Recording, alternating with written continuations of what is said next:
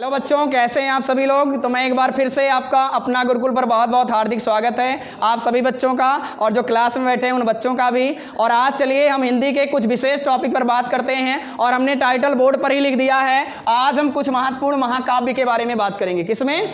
महाकाव्य। आपको पता है पेपर में महाकाव्य की जो रचनाएं होती हैं उनके राइटर और महाकाव्य बड़े सारे ऐसे पूछे जाते हैं। और मैं फिर से आज आपको याद दिला दूं, भूल गए हो तो, आपको बच्चों इस बार बोर्ड परीक्षा में कितने नंबर के ऑब्जेक्टिव प्रश्न आएंगे? 20। और ये सबसे मुश्किल है, सबसे प्रॉब्लम है कि आपको जब ऑब्जेक्टिव प्रश्न आएगा तो ऑब्जेक्टिव प्रश्न में आपके सामने 4 ऑप्शन होंगे।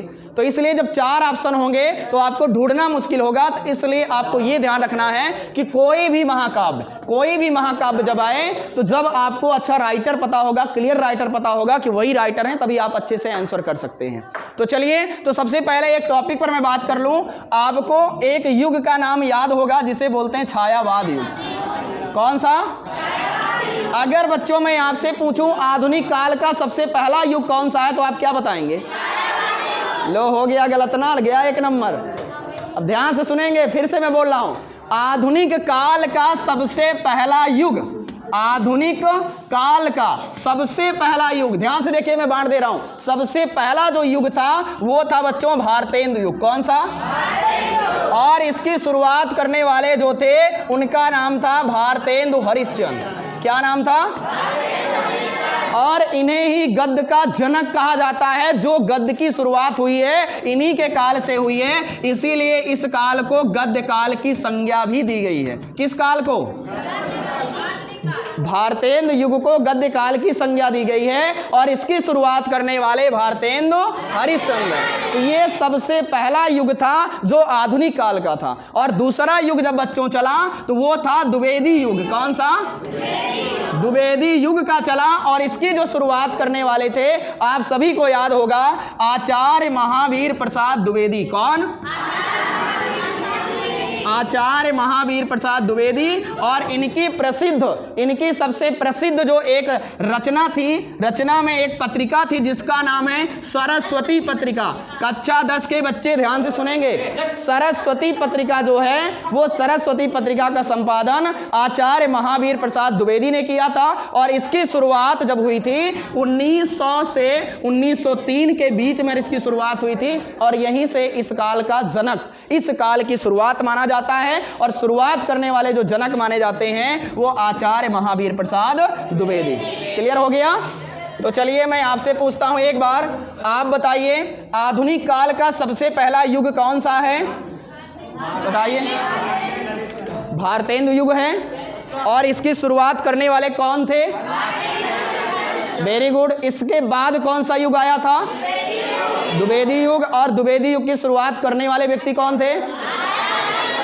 चलिए, आचार्य महावीर प्रसाद द्विवेदी की कौन सी पत्रिका थी जो द्विवेदी युग में संपादित हुई? बहुत बढ़िया, सरस्वती पत्रिका। अब ध्यान से देखेंगे, तीसरा जो युग आता है वो तीसरा युग था बच्चों छायावाद युग। कौन सा? इसका एक और नाम था। कौन सा? आपका भी नाम होगा ना, चुन्नू मुन्नू छोटू मोटू, बहुत सारा नाम घर में रखा है होंगे मम्मी पापा।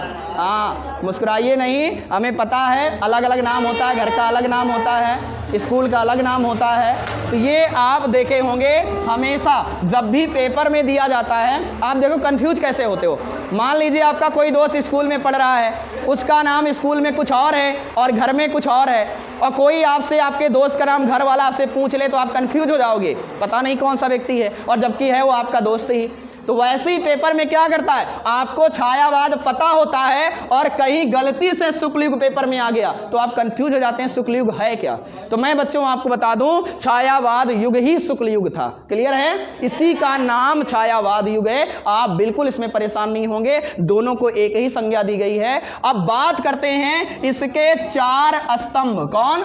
4 स्तंभ। 4 स्तंभ में एक ट्रिक याद करना आप, प्रसाद, पंत, निराला, वर्मा। ये बच्चों एक ट्रिक है, अगर इसको याद रखें तो इस काल से कोई भी प्रश्न आपका छूटने वाला नहीं है।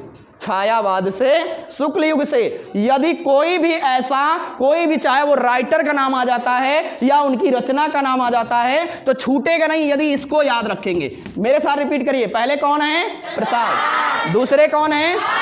तीसरे कौन है? चौथे कौन है? चलिए इनकी एक एक रचना देखते हैं। प्रसाद की कोई एक फेमस रचना बताओ जयशंकर प्रसाद का। Very good. कामायनी जयशंकर प्रसाद का एक महाकाव्य है। क्या है? दूसरा, पंत की कोई एक महाकाव्य का नाम बताओ। बहुत बढ़िया, लोकायतन। क्लियर है? और निराला की कोई एक रचना का नाम बताओ। अप्सरा। चलिए वर्मा की कोई एक रचना का नाम बताएं। यामा एक महाकाव्य है। बच्चों ध्यान से देखेंगे, इसको भूलेंगे नहीं। छायावाद शुक्ल के 4 स्तंभ, प्रसाद, पंत, निराला, वर्मा, और इनकी चारों एक एक रचना। कहीं से भी प्रश्न आता है आप ये कंफ्यूज नहीं होंगे किस काल के हैं। अगर पूछा जाए जयशंकर प्रसाद किस युग के लेखक हैं, छायावाद। पंत किस युग के लेखक हैं तो निराला किस युग के लेखक हैं तो, और वर्मा किस युग के लेखक हैं तो। क्लियर है? तो आप सभी लोग इसको अच्छे तरीके से नोट कर लीजिए, और कोई भी समस्या होगी तो आप फिर से इस क्लास को रिवाइज करके पीछे से अच्छे तरीके से रिवाइज करेंगे, एक बार पढ़ेंगे। अब मैं बात करता हूं बच्चों, अब जो मैं नोट करने वाला हूं इसको अपने दिमाग में ही नोट कर लेना, क्योंकि बच्चों ये 12 तक जब तक आप पढ़ेंगे, क्योंकि हिंदी तो वैसे भी नहीं छूटेगी, और जब तक हिंदी पढ़ेंगे तब तक ये काम देगा, चाहे वो 11 में हो, चाहे 12 में हो, चाहे बड़ी क्लास में और भी क्लास में चले जाएं।